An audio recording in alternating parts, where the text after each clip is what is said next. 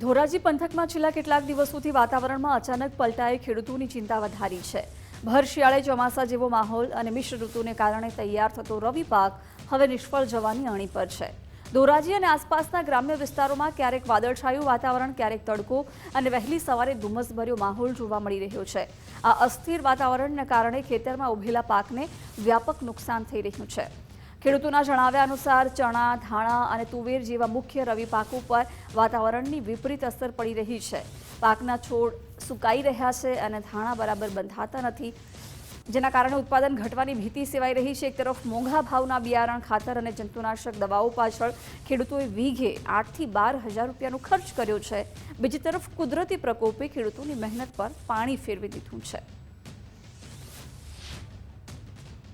હું એમ જોઈ રહ્યો છું કે આજે મારી હાલત આવી છે ખેડૂત તરીકે, તો મારા કિસાનોની કેવી દયનીય હાલત થઈ ગઈ હશે અત્યારે આજની તારીખમાં, કે આજે ચણા, તુવેર, ધાણા, જે ક્લાઇમેટ એટલે કે જે વાતાવરણ અનુકૂળ નથી આવતું કિસાન પુત્રને, મારા ધરતી પુત્રોને, તો આજે આ ફેલને બરબાદ થઈ રહ્યું છે।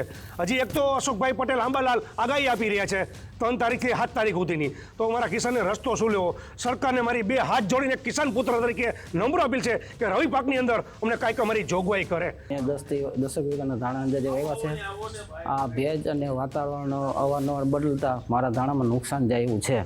આ નુકસાન માટે મારે શું કરવું કે અમારે તો ધાણાનો નવો પૂરો પાક આવે તો સરકાર કંઈક મને સહાય કરે એવી અપેક્ષા રાખું છું। દાદા, આ ધાણાનું હાલ આવું કારણ શું આવું બગડવાનું? આ વાતાવરણ અને ભેજ, વાતાવરણ જો બહુ બદલા રાખે, થોડી બદલા રાખે છે, એટલે એને જોઈએ એવું વાતાવરણ અનુકૂળ આવતું નથી। સ્થિતિ વધારે ખરાબ છે। વાતાવરણમાં પલટો એવો આવી જાય કે વાતાવરણ ચેન્જ થઈ જાય છે, ઘડીક વરસાદ આવી જાય, બરોબર, સાંજ સવાર ઝાકર આવે છે। આજ 2 દીથી વાતાવરણમાં એવો પલટો છે કે કારણ કે વાદળ છાયું છે ને તડકો પડવા માંડ્યો, ગમે એવું પાણી પાયું તો મોલને કંઈ વળતર વળતી નથી અને મોલ ભરવા માંડે છે। તો અમે ભાગ્ય રાખીએ, બરોબર, તો અમે સરકાર થોડીક ખેડૂતને સહાય હાલે તો અમને ભાગ્યને કોઈ સહાય દે, બરોબર, ખેડૂત